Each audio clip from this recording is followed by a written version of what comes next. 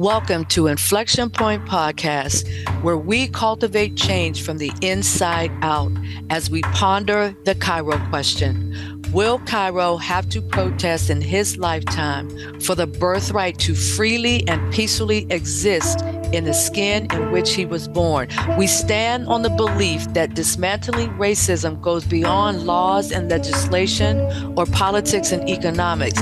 Here, anti-racism activation is presented as an inside job where personal transformation and accountability impact social change. So take a seat at the anti-racism activation table with Inflection Point Podcast. Well, good afternoon or good evening, depending on where you are. I want to thank you for tuning into this latest episode of Inflection Point Podcast. At Inflection Point Podcast, we are dedicated to the art of listening in authentic conversation. We challenge our audience to listen actively and intentionally for the purpose of critical self-reflection, in-depth perspective taking, personal transformation, and ultimately social impact.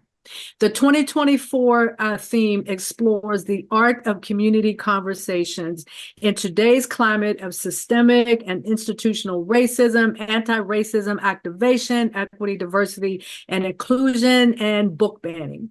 So I am your host, Anita Russell, and here's a quick hello from co-hosts Mavis and Gail. Hi, everyone. I'm Mavis Bauman. Welcome. Hi, everyone. I'm Gail Hunter. I'm glad you're here. So thank you, Mavis and Gail. So we are honored and blessed to have Rev Desiree Lawson as our special guest. And I'm going to pass the mic over to Mavis so she can do the official introduction of Reverend Lawson. Great. Thanks, Anita. It is so my pleasure to introduce Reverend Lawson. She is a friend and an important spiritual leader in my life. Reverend Lawson earned a bachelor's degree in psychology from Cambridge College in Cambridge, Massachusetts, and a Master of Divinity degree from Andover Newton Theological School in Newton, Mass. Reverend Lawson feels particularly called to multicultural ministry because she passionately believes God is gathering the scattered nations together in order that the church may take the lead in living out its call to unity and reconciliation. Excuse me. Reverend Lawson firmly believes that the body of Christ must demonstrate acceptance and love for all God's creatures, all God's creation. Reverend Lawson is currently the pastor at the Good Shepherds Presbyterian Church in South Easton, Massachusetts. Welcome, Reverend Lawson. Thanks for being here. Thank you. Thank you for having me, and I'm so glad to be here with you. Thank you so much. It's indeed an honor to have you here. So let's get our community conversation started. And we're actually going to kick it off with honoring George Floyd. Now, if you've been listening to us, you've heard all of at least the three of us, Mavis, Gail, and I, share what our George Floyd origin story was. And given the fact that we just had an anniversary of the murder of George Floyd, I'd like to kind of go back to that and revisit the idea of our George Floyd origin story. So, Reverend Lawson, if you wouldn't mind sharing your George Floyd origin story, just to kind of get our conversation started. Okay. Yeah, George Floyd happened less than a year into a congregation I was formerly serving, which was 98% white. And so those first few months, things were sort of like moving as they normally would. And then George died in front of us. And I think what happened, what sort of angered me was the shock and awe of the white folks, because it's as if, Black people had been lying all these years, saying that this stuff really does happen. And so they saw it televised, and even with that, there was a lot of, I can't believe that this is happening.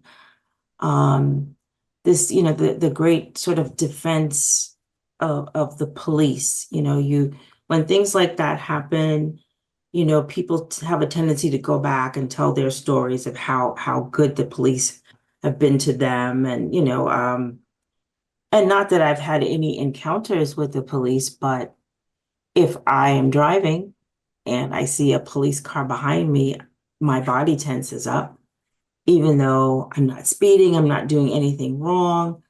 Just the presence sometimes of police officers has an effect on my body. And I think what I came face to face with after his death was white fragility. Like, I really didn't even know that had happened to me throughout my life, that, I would engage in conversations that I felt were necessary, often hard. And my response, usually from white women, would be tears. And then, of course, I'm feeling badly. And now, in turn, I have to care for them. So not even realizing in that process, I become invisible. My feelings, my needs, what's important to me, even when I want to speak, as me just being as authentic as I can, it's not a good idea. It's not permissible. And so I think my role, or what was my previous role, was to make white people comfortable, right? So if I thought that I was doing something to hurt you or cause you to feel any sort of guilt or shame, then I would pull back. Not realizing what that was doing to me internally, how that was causing me harm. And there's an author that really helped me to put words to this, Austin Channing Brown. And she says that white fragility protects whiteness and forces Black people to fend for themselves. And I thought, wow, because it's almost like we become invisible in the situation. So that really helped me to understand what I was experiencing at the church. Church didn't want to talk about racism groups or entertain the fact that they could possibly be racist. And then they went silent. They went silent on me, which caused me a great deal of pain and internal suffering, which ultimately led me to leave the church. So I think George Floyd was the beginning of my journey to freedom.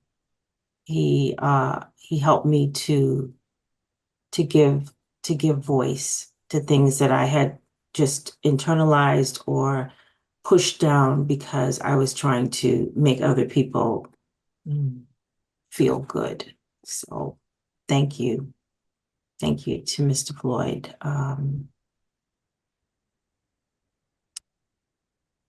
So that's my origin story. And it's a very powerful one. I've done this so many times, asking people to describe what their George Floyd origin story. And I love what you said, that was a beginning of your journey to freedom. Yeah. And I know there's a lot of people out there who may not even have any idea of what does that even mean, my journey to freedom. And some of the things that we've had conversations about, like assimilation and all of these type of things that really kind of impact who we are as Black people, as Black women, as Black men. How do we walk through the world? And the murder of George Floyd, I would say, was a very pivotal moment of reckoning for us as well. Because for me, it was like, okay, I'm not going to be silent. I'm not going to do the assimilation thing. I mean, I had stopped doing that years ago, actually, but it was just something about that particular situation. And it wasn't just that situation as a single point. It was a culmination of Yes. things that sort of manifested in the murder of George Floyd. So Dr. Lawson, I'm sorry, Reverend Lawson, I really appreciate you sharing all of that. And one of the things that you said when we were talking and preparing for this that I liked was that you're still discovering yourself. Yeah. Yeah. So if you could talk a little bit about what does that mean to you? I'm still discovering myself. Yeah. I think one of the revelations that I had was sort of waking up Black in this very white institution, this very white church, this very white denomination. And I mean, I have been Presbyterian my whole life. So being around white people, serving, caring, befriending, all of that was fairly normal to me. But after the murder, it became clear to me that I don't even want to say pretending, but I did what I had to do in order to get to where I needed to get, which was ordination. And, there's so many hoops that you have to jump through. And the people who make all the decisions really are white. And so you have to speak their language. You have to kind of know what is acceptable and what is not acceptable. And it's kind of like, it's kind of like an Olympian, you spend years focused on preparing to be an Olympian. And so much of your life is cut out because of that focus. And in the Presbyterian Church, ordination is a very intense process. And you have to focus. And you don't even realize that you're leaving yourself behind. And so part of this journey is rediscovering, my Blackness and feeling good about that. It's,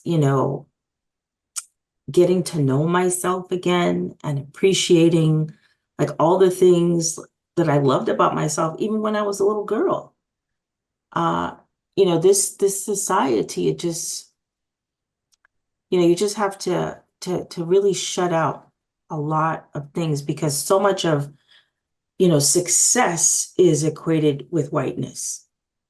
And so to become successful, you got to be white, talk white, act white. And it's damaging to your soul, which is really what I experienced. I had, before I left the church, I took a leave because I was so broken by the lack of really human response towards me. Me being the pastor, me being the Black pastor, I would have thought that there would be greater compassion, wanting to be curious, to go deeper with this subject of racism, and the opposite happened. Excellent, excellent. Mavis Gail, any comments or reflections on what Reverend Lawson has shared? Quite a few, probably. I'm really glad you left that church, and for various reasons, and that you because you made a statement, right? You said this isn't okay. Yeah. And I think when George Floyd was murdered in front of everybody, we all have to stand up and say, this is really not okay, and it's never been okay, but we have to stop not seeing it, right? Right. And it was so blatant in the parishioners' response to you, a reaction to what happened with George Floyd, let alone to you, that good for you. Yeah. And I think, I live in New England, and, especially Massachusetts, it's really Yes. like an education hub. You know, you have your Harvard, you have your MIT, you have your Boston University. People flock here. And the thing about the congregation I served is people were highly educated. And that means to me, there's no way that you don't know or you couldn't know Right. about all of this stuff that has been happening. And so this kind of shock and awe, it was just really troubling to me. You know, it's like you know so much, but you don't know this stuff. So yeah, I'm glad that I finally had the courage to leave, because it does take courage to walk away from, you know, people that you're called to serve and love. Mhm. And I did that. You know, I love them, you know, because this is the call on my life. This is what God has said. But at some point, you know, God is also saying, you know, I love you. And you have to You love know, you. Yes. Yeah. and this is not okay. Right. This is not okay. I just want to chime in a little if my throat's going to let me.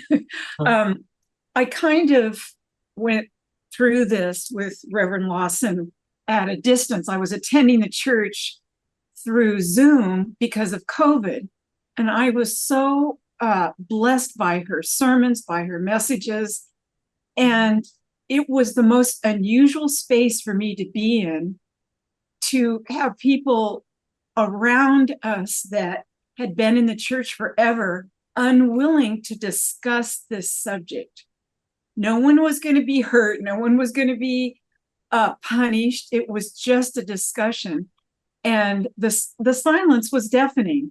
No. It was, you know, to me, shocking. I know lots not to Anita and Reverend Lawson, but it was shocking. And I just always will think about how brave you were every Sunday, coming up with a smile and addressing the congregation as bravely as you could about subject matters that were so important to you. Yeah. So very important. That took a lot of courage too. And it was just so necessary. So necessary. So I just thank you for what I've learned from you in this process. Thank you, Mavis. So Wonderful. these subjects were also important to God. Amen. Not just Yeah. Amen. Yeah. Yes. Yeah. So one of the things that we did when we entered into 2024 is we started talking about the Kwanzaa principles. Everybody knows the Kwanzaa principles or have heard of the Kwanzaa principles, but what we wanted to do was take the Kwanzaa principles out of the week between Christmas and New Year's and really bring them into the space of everyday living. Because I can name right off the top of my head, for example, Ujamaa Collective, which is this is space in the city of Pittsburgh that practices cooperative economics every day. And so we started asking people, when you think about the Kwanzaa principles, Reverend Lawson, from that everyday experiences, which one of those principles really resonates with you personally? Also in the work that you do, and why is that so important? Well, it's definitely unity. You know, I feel like that's in my DNA. You know, my dad, he was a Black man, but he also his background is Irish, right? His grandparents came from Ireland and came to Barbados, right?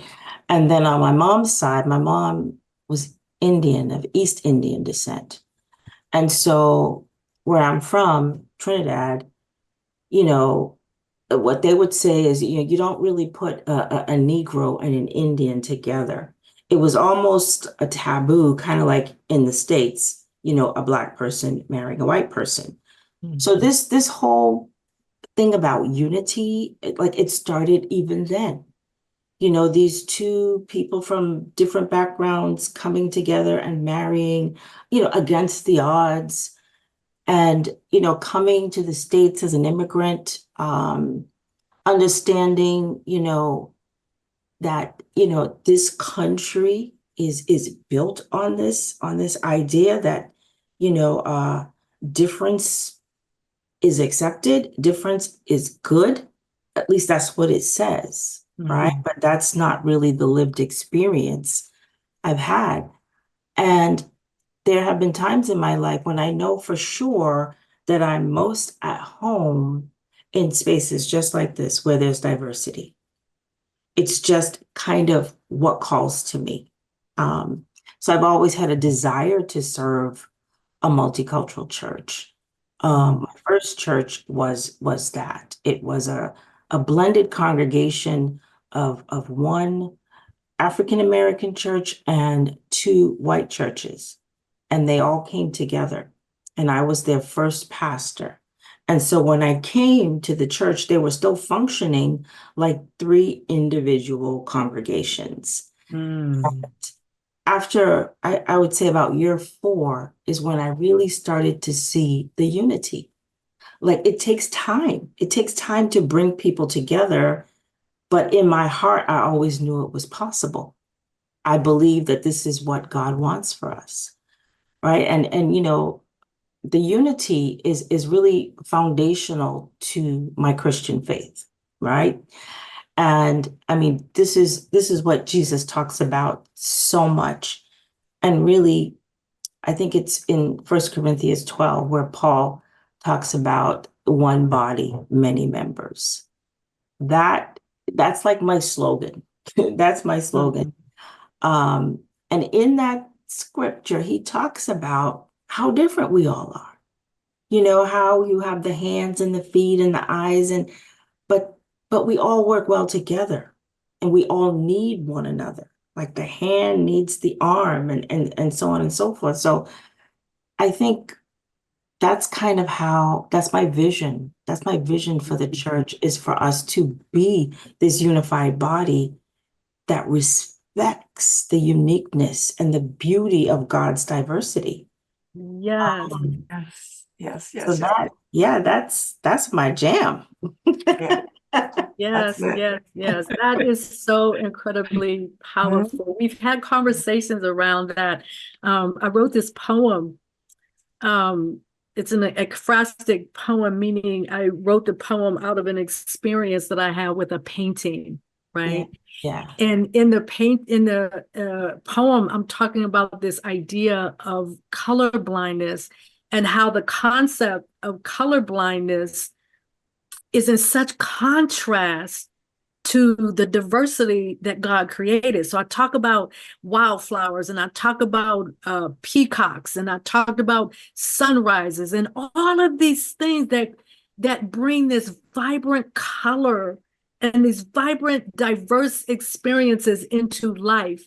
And then we want to kind of shut all of that down by using a term like color blindness. So, that's kind of what you said, kind of took me back to my poem when you talked about the diversity aspect and all of that. Mavis Gail, your thoughts? I'm totally with you on the color blindness. The more I hear that term, the more it just seems so silly and useless. It's like it's just an excuse, right, to not learn more. Right. I'm colorblind. I'm good. Right. Yeah. Well, it's a way of not looking within yourself, to not really be honest with yourself, and whatever that is, and at whatever level you are, and what place you are with it. But you're right. It's the diversity of that, and the richness of the various colors, right? It's something we all need to embrace. The other thing that came to mind is this African proverb of Ubuntu. Are you familiar with that? Yes. I am because of who we all are. Yeah. Sort of interconnectedness of humanity. That also makes me think of unity as well. Yeah, that's Yes. beautiful. That is fantastic. So I wanted it's almost time for us to go to a break, but a lot of the stuff that you talked about, Reverend Lawson, starting with your George Floyd origins story and the Kwanzaa principle of unity and your experiences and this whole idea of what these lived everyday experiences are. And when we were preparing, we talked about this idea of because of those experiences, we're able to read the room, so to speak. So can you talk a little bit about your experience in reading the room in the church, the previous church that you were in? Because it seems that there was a point where your reading of the room became very different. Yeah. Yeah. I mean, again, this goes back to Mr. Floyd. I don't think I've really fully addressed the pain of it, because one day, people are talking with me, expressing things to me, and then the next day it seems like everything shifted, right? They're just no longer there with me. And so I think reading the room for me was really, it was about the silence.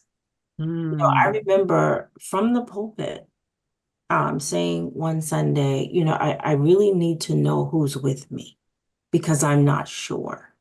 I don't know where you stand on this issue. And it's becoming, difficult for me to even, stand here before you. And out of that day, one man came up to me, one person, and he said, a white man, and he said to me, I just want you to know I'm not racist. And oh Lord, that is the epitome of being racist. Yes, yes. Right? So reading the room became painful to the point where I didn't even want to be in the room. I didn't even want to be in the church. Coming into that space,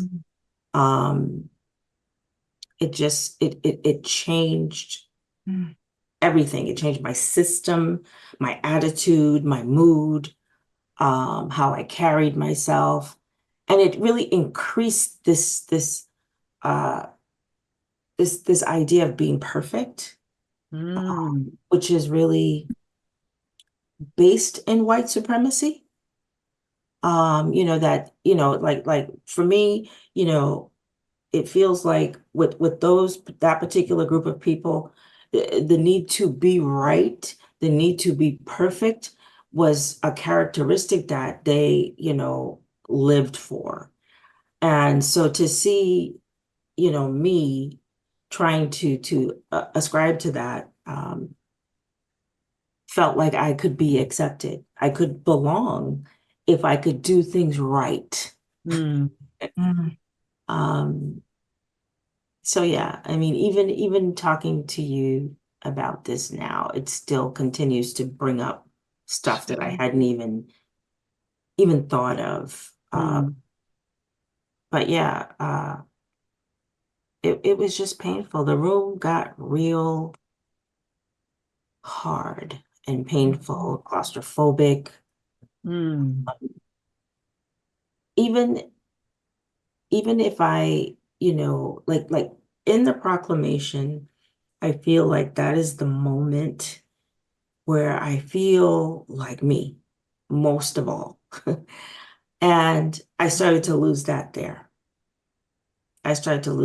Because I feel strongly that I need to preach what I believe God is giving me to preach. And oftentimes it felt very hard. Because this particular group, there was nothing. I didn't know if they agreed, if they disagreed, if they liked, if they disliked. There was never any feedback about anything I did, but anything that I put out was rejected. No, we can't do that. That's not a good idea. So I mean, I think the room was speaking loud and clear in the silence and in the rejection. Excellent, excellent. So we are going to take a break, a very, very short break, and then we'll come back and we will continue the conversation with Reverend Lawson.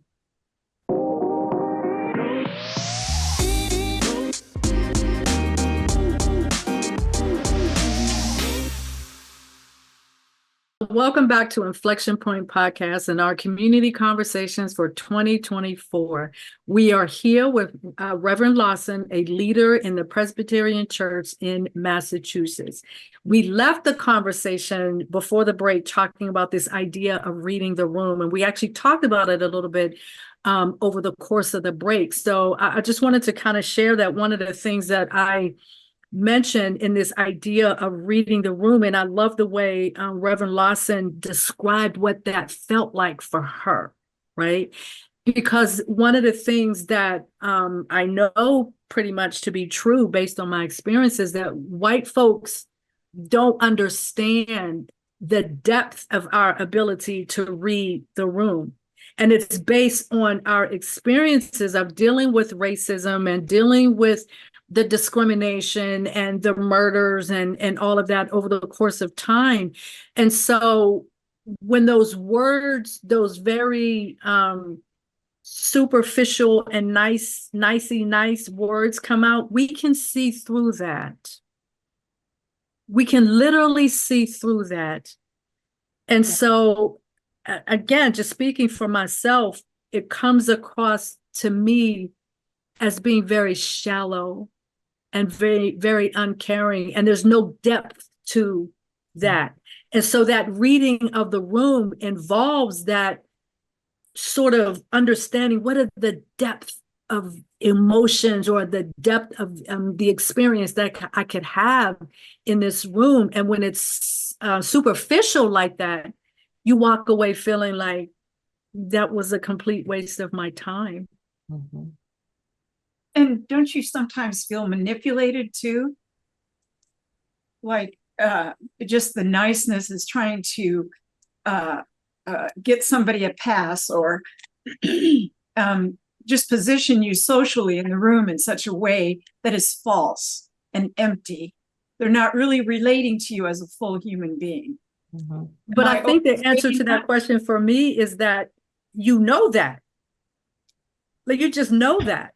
Yeah. You know there's no meaning behind it. You know, so I guess I don't really look at it in the sense of being manipulated as if that has an impact on me. I look at more so the way that I view that individual.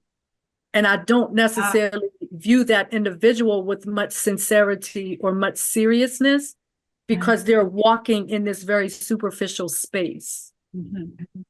Yeah. Yeah, I think it's like an intuition, Mm-hmm. you know, and I believe for me that is the Spirit of God. You know, it's like you can walk into a room and you can feel if you are even welcomed. You know, I remember going to a meeting at our presbytery, which is the larger church. And I was on the council, which is one of those things that you work hard to get a seat at the table. But this was my first meeting, and everyone in the room was white, everyone. And there was a woman there who was the clerk at the time, and she saw me at the door and she waved me over. And she said, "Oh, I want you to sit right next to me." And I can't even tell you what that did for me. Mm-hmm. It just like I felt welcomed. She made me feel like I belonged there, like I had a seat at the table. I mean, you know, and I'll never forget her for that. I think that's one of the things that white folks can do. You know, in a situation where they see that you're the only person in the room, and I know I'm probably off topic, but that's what I thought of. There's no such thing in the room. Yeah, not here. Not here, right? That's what I thought of. It just Yeah. yeah, I can't even remember why I started Well, and talking. you could feel the genuineness of that That's right. invitation, right? That's right. And you And, could, and that helped you feel safer, right? Yeah. and she could feel And me, welcome. feel my tension as well. You know, Yeah. it's like I Yes, did yes. not feel welcomed. I didn't feel Yeah. acknowledged. Like if she didn't happen to see me at the doorway, I might have been still standing there, you know. So yeah, you just know when you meet someone and you have a conversation, you know right away if you want to even have another conversation with that person. Yes, Yes. yes, It's just absolutely. Yeah. they're not Absolutely. they're not they're not speaking with any depth, you know. And I imagine not just Black folks, but I imagine women have that as well. You know, it's just a God-given thing, you know, Yeah. that we have the ability to and I guess the problem that we have is that we don't always utilize that. We act against it sometimes. Yeah. And we all need to keep ourselves safe as women. So that radar is going in addition to, right? Yeah. Yeah. And when I override my intuition, oh, it's bad. It always ends up bad.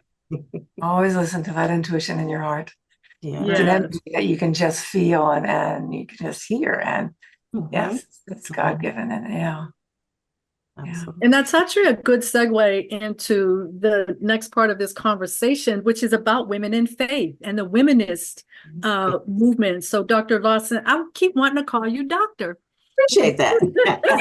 Reverend Lawson, if you could talk a little bit, because this was definitely one of the topics that you specifically said you wanted to talk about was the womanist movement. So I'm going to just read a little bit of where that term, like historically, where that term comes from. A womanism is a term originating from the work of African-American author Alice Walker in her 1983 book, In Search of Our Mother's Garden. And it denoted a movement within feminism primarily championed by Black feminists. So we all know a little bit of the history of the women's suffrage movement in this country, and it was also divided along racial lines. So Black women weren't necessarily considered to be a part of that movement. So they did some things on their own. So Reverend Lawson, if you could kind of guide us into your thoughts on women in the faith and specifically, but also through the lens of the womanist movement. Yeah, you know, when you think of feminism, right? Feminism is really, it's about a gender thing, right? It's about a female gender thing. But when you think about womanist or womanism, what you're thinking about is not just gender, you think about gender and race, right? Because like one can't go without the other in my particular case. Like I'm a Black woman. And so feminism wasn't really focused on the types of oppression and systemic problems that were facing Black women or women of color. So it's what you call a liberation theology, right? It's a theology for the oppressed, you know. So,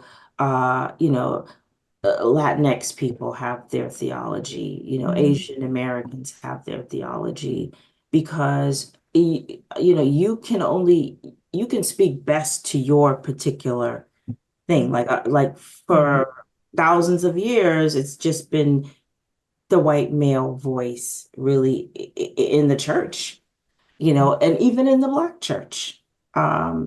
Because it's all about the white church fathers and their interpretation of the Bible. But you know, the womanist theology, we see things very differently. And so really the person that sparked my interest in womanist theology was the Reverend Dr. Renita Weems. And she's written many books. She is a Old Testament scholar. And I met her some years ago. And when I met her, she was the first Black woman PhD I'd ever met. And what was interesting about that is she looked just like me, right? So I'm like, okay, I see some possibilities there for my future. Meeting her changed my life. It really changed my life. And she, in her book, Just a Sister Away, she does this whole thing with Hagar. Hagar being the maidservant of Sarah and Abraham. And because Sarah couldn't get pregnant, she offered up Hagar, and this whole relationship between Sarah and Hagar, she just opened that up and really focused on the strength of both women and the weaknesses of both women. But really what she named with Hagar was really the only woman in the Bible to have this conversation with God. This Black woman had a conversation with God. And so lifting up things like that, this is what womanist theology does. Mhm. It makes you stand up straight as a Black woman. It makes you appreciate these Bible stories in a way that we just don't see women as the weakest link. No. We see so much strength in the women. I mean, really, there would be nothing without the women, right? There would not be anything. So that's what I gained from that. I gained strength. And when I speak about the women in the Bible, when I preach about the women in the Bible, I mean, I did a whole series on women in the Bible because it's a subject that is just not been in the forefront of our teaching. And we need that. We need the voices of women, and we need the stories of women, and to really understand how great they were under these very oppressive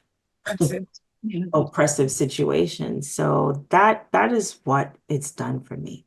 It's just, I'm so thankful. I'm so thankful for these women, these pioneers, this Alice Walker and Dr. Weems and Emily Towns. So many women that are out here doing this work. Trailblazers. I just saw on Twitter today, I don't call it X, that on this day in 1920, the US Senate passed the 19th Amendment, so women had the right to vote. It was 50 years later before Black women could vote. Right. I'm sure I ever knew Wow, that. I know. I've lumped all women together. Yeah. Yeah. And why weren't they fighting for that? Why weren't the white suffragettes fighting for it? Yes. I'm sure I don't know. Yeah. Oh, it's easy. They weren't fighting because of the division along racial lines, white supremacy. Right. Exactly. Right. That's why they weren't. And even was it Sojourner Truth? Ain't I a woman? Yeah, yeah. She was one of the women pictured with. A Black woman stood up and said, "Ain't I a woman? Like, why is this fight not including me?" Yeah. Right. Well, I thought of kind of the white women married to white politicians, and their sort of abandonment of the issues that affect non-white women. That it's just, and it's like, what world do you live in? It must be so sterile and and boring, and no wonder, I hope this guy can forgive me for this, but no wonder you vote the way you do. They're not exposed to. That was kind of shocking to me, knowing the percentage of white women that voted for the former president. Me too. It was a shock and awe kind of moment because, after all that had come out, Right, all that had come out against his behavior against women, it was wow. Yes. It was wow. But, in a way, white women are sort of protecting their positioning, right? Because in society, right, it's the white male, then it's the white woman.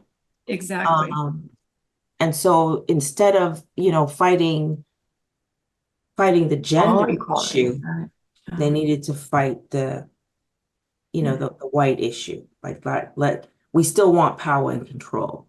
Yes. Yes. Mm. Yeah. So if I may switch the conversation just a little bit, because one of the things that we again talked about is this idea of racism and gun violence. And there's a program that came out of some experiences that you had in your family called Can We Talk? Yes. So can you share with our audience a little bit about what Can We Talk is about and how did that come about? Well, the program stems from the Corey Johnson trauma program, which is housed in my home church I grew up in. So Corey Johnson was my nephew, and he was murdered 14 years ago. And at the time, my pastor at the time had done just countless funerals of young men being murdered in the inner city. And he was not able at that point to really care for us because my whole family attended this church. And so he called in a couple of therapists, and we started to talk about our pain. There's probably 15 of us at the table. And, the therapists are just listening and sort of, walking us through the grief process. And we were all experiencing this trauma in very different ways. And this whole idea of talking about your pain, that's how the whole thing came about. Can we talk? And now this thing has been happening for almost 10 years, about to celebrate its 10th year. And this program of having people from the community and beyond, from all walks of life, all ethnicities, that come together, they have a meal, and then they talk about their pain. And there's no judgment. Like, I can't speak to what you said, and you can't speak to what I said. It's a very safe environment. And this program has been replicated in different states around the US, in different sites right here in Massachusetts. And it's been healing. I've seen it in my own sister, she has healed by, offering her story. And it brings comfort to people who have lost people through violence. So, it's pretty amazing. It's a great way to remember him, and like his work is just beginning, even though he's not with us physically anymore. But initially, he was shot and killed walking home with his brother. And he was 27 at the time. And of course, immediately, he must have been in a gang, or he must have been this, or he must have been that, which was not the case at all. So I think that hurt and angered my sister more than anything else. The fact that they just automatically assume that if you get shot, that you are in a gang, which was the furthest from the truth. And it's one of those lies, that is prevalent in our society. But I'm really proud of what has happened as a result of this very tragic event. So I grabbed the quote from Deborah Johnson. That's my sister. Corey's mom. So that's what I figured, that was your sister. And I think maybe you had you wanted to say, but I want to read this quote because this quote is so powerful. And the quote says, "Pain like the kind my family has suffered does not go away, but it does slowly become redemptive. Now, when I listen as wounded neighbors courageously share their stories, I am encouraged because I know they can heal, and Corey's name has become a beacon for hope. When I saw that, I was so moved by the message that is contained within that statement and some of the things that I felt coming from you as we were getting prepared for this. Now we're literally almost out of time, but I really want maybe this what you were going to say, and then I would like for Reverend Lawson to respond. We literally have like maybe 2 or 3 more minutes. I just want to say that I'm going to look in New Jersey and see if there's a Can We Talk, just to go and see what I can learn from people who in that space. There's such a tendency for platitudes when someone has suffered so deeply. Yes. And I don't want to be the one with the platitudes. I really want to understand. What everyone needs is just to be heard, to be listened to, without judgment, right? Without criticism, just to be listened to. Yes. Tell their story, And I was looking at the program. It's an incredible program. Mm-hmm. All you have to do is reach out. All you have to do is reach out to them and say you'd like to get a program started. We have been able to raise literally millions of dollars for this program. Wow. That's how important it's become to the city of Boston. So they have the money to help you get it. I would love to see that happen in Pittsburgh. Definitely.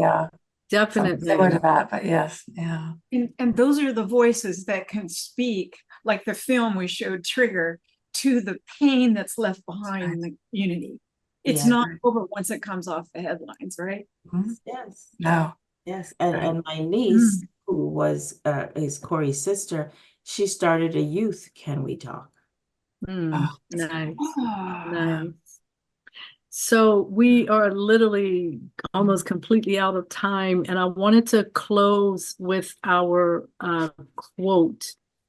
And this quote comes from an incredible woman that I worked with years ago, Dr. Frida Lewis Hall, when I was in the working in the corporate environment. And she was one of 2 women in the whole entire time that I worked for this one company, which was almost 25 years, that really had an incredible impact on me. And I found this quote, and I love the way this quote kind of flows into what we're talking about. Memorable leaders look to profoundly change a corner of the world and pass the baton of leadership to a network of people whom they have inspired. In that way, leaders never die or even fade away. Their influence is transformed into insights and memories carried forward and put to use by the next generation.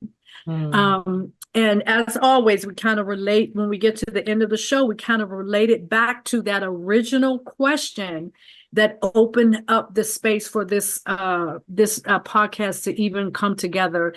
And that is the Cairo question. And Cairo is my grandson, who is now 4 years old. And this is part of my George Floyd origin story. And the question that came up was, will Cairo have to protest in his lifetime for the birthright to freely and peacefully exist in the skin in which he was born?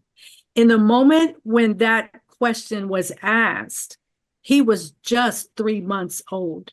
And it was just coming off of the heels of the murder of George Floyd. He was born a couple of weeks before George Floyd was murdered. So I kind of put that question out there, just repeat that question always, and just asking our audience, what will you do to ensure that Cairo and his contemporaries have that birthright to freely and peacefully exist in the skin in which they were born? Because we all have a role to play.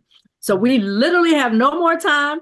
I have just about 30 more seconds to thank you, Reverend Lawson, for coming in and sharing your story with us. And for those of you who joined in our audience, we are here, Inflection Point Podcast, every first and third Wednesday of the month on the Transformation Talk Radio. And our show is 3 p.m. Pacific time, 6 p.m. Eastern time. And come join us as we continue in our community conversations. Thank you again, Reverend Lawson. Thank you so much. so much. I appreciate it very much. Thank you for listening to Inflection Point Podcast, where our mantra is cultivating change from the inside out. The journey towards anti-racism and social change doesn't stop here. Truth, reconciliation, and healing come from ongoing, open, honest, and deliberate conversations. Continue to dive in and deconstruct your thoughts, ideas, and beliefs as we band together to manifest social change. Tune in to Inflection Point Podcast every first and third Wednesday at 3 p.m. Pacific, 6 p.m. Eastern, here on TransformationTalkRadio.com for more conversations about how we can cultivate change from the inside out.